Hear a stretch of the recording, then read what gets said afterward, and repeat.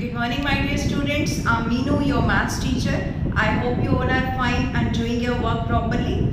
In the last lecture, we have completed our chapter number 6, right? Today, we are going to revise chapter number 1, that is rational numbers. I'm going to discuss some important points with you that will be helpful to you for the preparation of your test. Because after that, we are going to take your test of chapter 1. So let us come and see. So let us see. This is chapter 1 rational numbers and this is a revision. Total हम discuss करेंगे आज 20 points to be remembered. One by one I am going to discuss it with you. Point number 1, that is natural numbers. Natural numbers क्या होते हैं बेटा? जो 1 से start होते हैं. 1, 2, 3, 4, 5 means all positive numbers और ये चलते रहते हैं up to infinity. उसके बाद सेकेंड है हमारे पास होल नंबर्स. अगर हम नेचुरल नंबर्स में 0 को ऐड कर देते हैं तो ये बन जाते हैं होल नंबर्स, राइट. नेक्स्ट है इंटीजर्स. अगर हम होल नंबर्स में, ये सारे होल नंबर्स थे 0, 1, 2, 3, 4, इसके अंदर अगर हम नेगेटिव्स भी ऐड कर देते हैं तो वो बन जाते हैं integers. Next fourth point, number line. अगर हम सभी इंटीजर्स को एक लाइन के ऊपर रिप्रेजेंट कर देते हैं तो उस लाइन को हम क्या बोलते हैं? Number line. नंबर लाइन पे 0 होता है, राइट साइड पे होते हैं पॉजिटिव नंबर्स और लेफ्ट साइड पे होते हैं नेगेटिव नंबर्स. उसके बाद नेक्स्ट पॉइंट है जो कि हमारा चैप्टर का नेम भी है, दैट इज रेशनल नंबर्स. क्या होते हैं rational numbers? The numbers which are in the form p by q.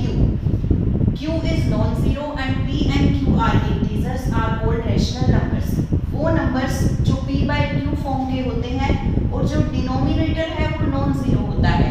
क्योंकि मैंने आपको बहुत बार बताया है कि अगर डिनोमिनेटर में 0 होगा तो हम उसको डिवाइड नहीं कर सकते, because in mathematics division by 0 is not allowed.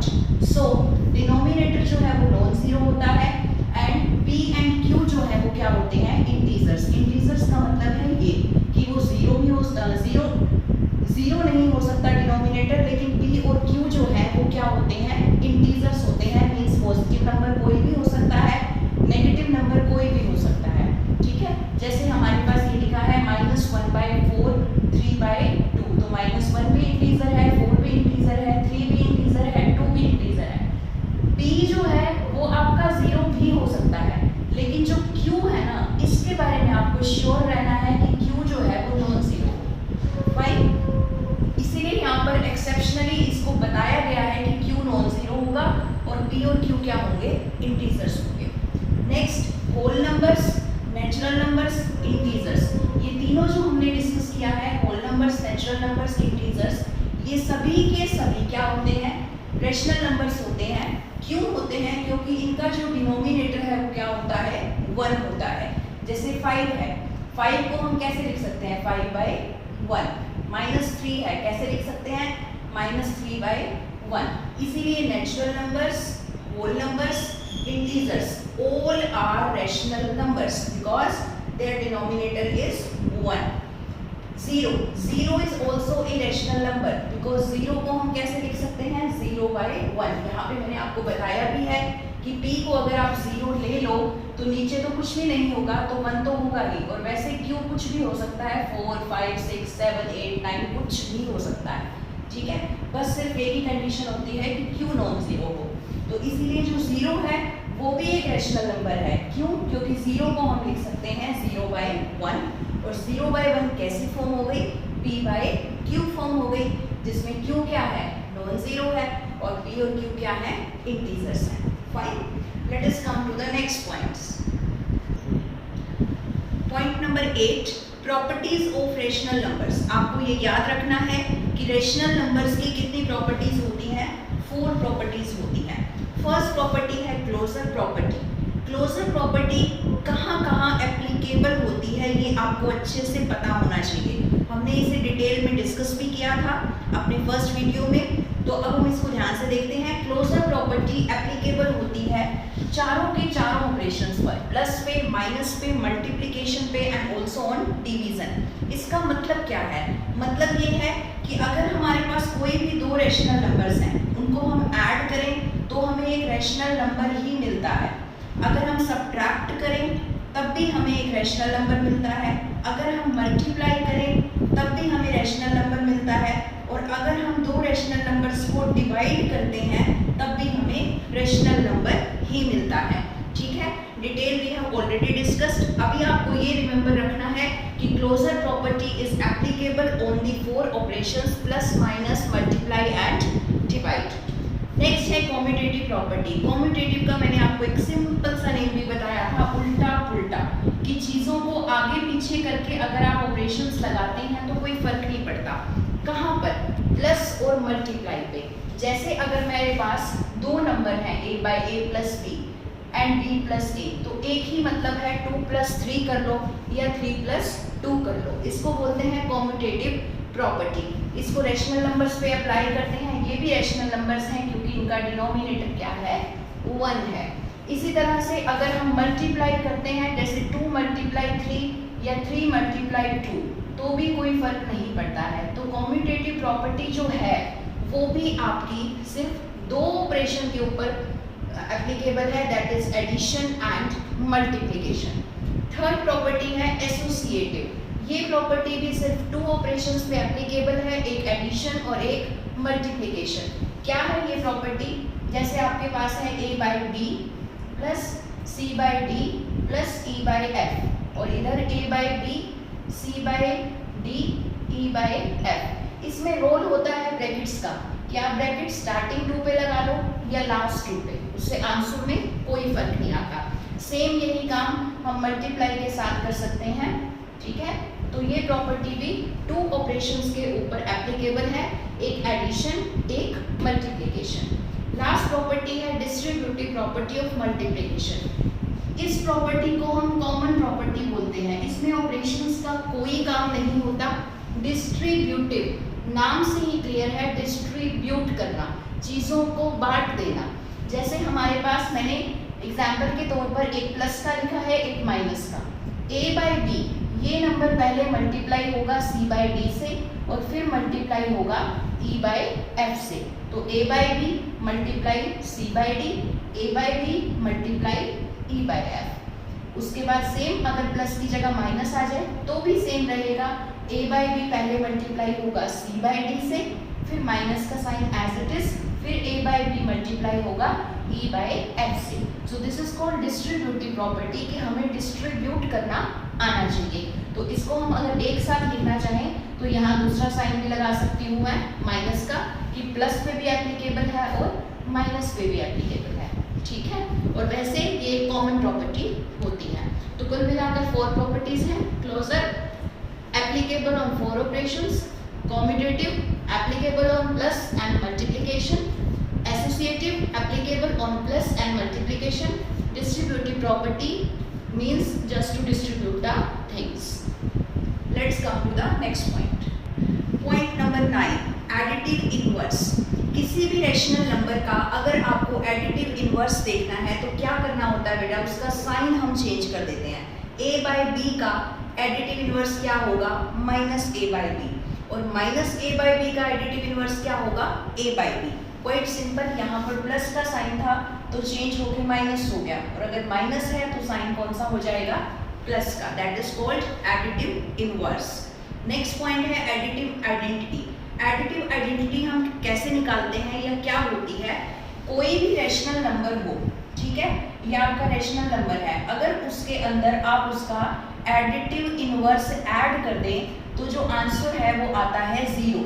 ठीक है, जैसे मान लीजिए एक नंबर है 2 बाई 3, इसका एडिटिव इनवर्स क्या होगा? -2 बाई 3। अगर मैं इन दोनों को ऐड कर दूं तो आंसर कितना आ रहा है? 0। तो ये जो 0 है इसको हम क्या बोलते हैं? Additive identity. तो आपको ये याद रखना है कि रैशनल नंबर्स की एडिटिव आइडेंटिटी क्या होती है? 0 होती है। नेक्स्ट पॉइंट है मल्टीप्लिकेटिव इनवर्स। मल्टीप्लिकेटिव इनवर्स का एक नाम और होता है, वो होता है रेसिप्रोकल। अब किसी भी नंबर का रेसिप्रोकल निकालना तो आपको आता है, जैसे a बाई बी, इसका रेसिप्रोकल क्या होगा? b by A. For example 4 by 3 है, अगर मैं इसका रेसिप्रोकल लूँ या मैं कहूँगी इसका मल्टीप्लिकेटिव इनवर्स तो क्या होगा? 3 बाई 4। अब नेक्स्ट है मल्टीप्लिकेटिव आइडेंटिटी। क्या होती है? बिल्कुल वही, एक रैशनल नंबर है जैसे कि 4/3। अब क्योंकि मल्टीप्लिकेटिव है इसलिए मल्टीप्लाई करेंगे, एडिटिव था तो ऐड किया था। तो मल्टीप्लिकेटिव आइडेंटिटी में कोई रैशनल नंबर हो उसको उसके रेसिप्रोकल से अगर मल्टीप्लाई कीजिएगा तो कितना आंसर आता है? 1 आता है। तो ये जो 1 होता है ये क्या होती है? Multiplicative identity. I hope these points are clear to you. Let's come to the next points. Next 13 point. The only number which has no reciprocal. Reciprocal मतलब multiplicative inverse. एक ऐसा नंबर जिसका कोई रेसिप्रोकल नहीं होता, वो कौन सा नंबर है? वो है 0। क्यों बेटा? क्योंकि 0 को हम लिख सकते हैं 0/1। अगर मैं इसका रेसिप्रोकल निकालूं तो कितना आएगा? 1/0। और मैंने आपको बताया है कि मैथमेटिक्स में division by 0 is not allowed because this is written as not defined, इसीलिए 0 का रेसिप्रोकल नहीं होता है।